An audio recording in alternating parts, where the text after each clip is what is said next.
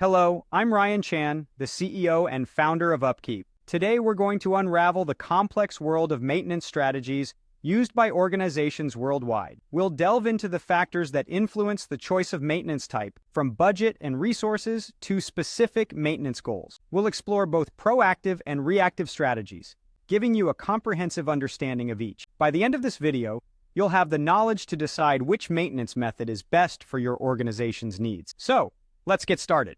Let's dive into the different types of maintenance that organizations utilize to maximize the uptime of their assets and the utility of their facilities. The type of maintenance used can depend on a variety of factors, such as an organization's budget, available resources, combined experience, and of course, their maintenance goals. For example, a high-tech manufacturing plant owned by a billion-dollar company might lean towards predictive maintenance, while a smaller facility just starting to bring maintenance in-house might initially use various forms of reactive maintenance. But it's important to note that it's rare for any organization to use just one type of maintenance. Even the most advanced facilities with state-of-the-art predictive maintenance technology will use less advanced types of maintenance for certain assets. To decide which types of maintenance to implement, it's key to understand what you're currently using, what your maintenance goals are, and what your budget and resources look like. Even if you're just moving from having no maintenance strategy to a reactive strategy, you'll need maintenance workers and maintenance software for successful implementation. So let's look at the proactive types of maintenance first. Preventive maintenance is a popular choice. It's a type of proactive maintenance that doesn't require new technology if you already have a CMMS. However, with preventive maintenance, there's a risk of overscheduling maintenance tasks since tasks are scheduled based on time rather than actual conditions. Despite this, preventive maintenance can still achieve 12 to 18% cost savings over reactive maintenance. Next up is predictive maintenance. This is what many maintenance teams aspire to have or are already implementing. The main hurdle to implementing predictive maintenance is the time it takes, rather than the cost of the technology itself. For those willing to allocate the time, predictive maintenance provides an 8 to 12% cost savings over preventive maintenance. Condition-based maintenance is another proactive approach. It's at the heart of predictive maintenance, but doesn't rely on technology to determine the condition of an asset. Instead, a manager might instruct an operator to monitor the condition of an asset and submit a work request when a specific condition is met.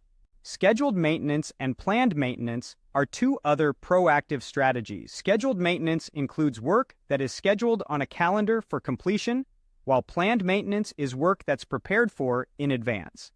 Having a high planned maintenance percentage can boost other maintenance key performance indicators like schedule compliance. Lastly, we have routine maintenance. This is a form of time-based maintenance and preventive maintenance. Some organizations differentiate between routine maintenance and preventive maintenance, using the latter for smaller tasks and the former for larger tasks. Now, let's switch gears and talk about reactive types of maintenance. Emergency maintenance occurs when an asset requires immediate attention to keep a facility operational or safe. This is the most reactive and intrusive type of maintenance as it pulls technicians away from other jobs and lowers schedule compliance. Corrective maintenance is part of emergency maintenance because when there's an emergency, something needs to be corrected or fixed. It's mostly reactive, but can also be proactive. If a condition monitoring sensor detects an issue on an asset, a work order is created and a technician is sent to correct it. Deferred maintenance includes repairs and inspections that are put into a backlog due to limited budget and resources. While deferring maintenance saves money up front, the costs of not performing important maintenance compounds at 7% annually. Finally, we have total productive maintenance. This is the broadest type of maintenance that targets more than just the assets that need maintenance. It also aims to improve employee satisfaction and overall morale in the workplace, specifically in manufacturing plants. Total productive maintenance increases overall equipment effectiveness and the amount of planned maintenance, which leads to higher levels of satisfaction.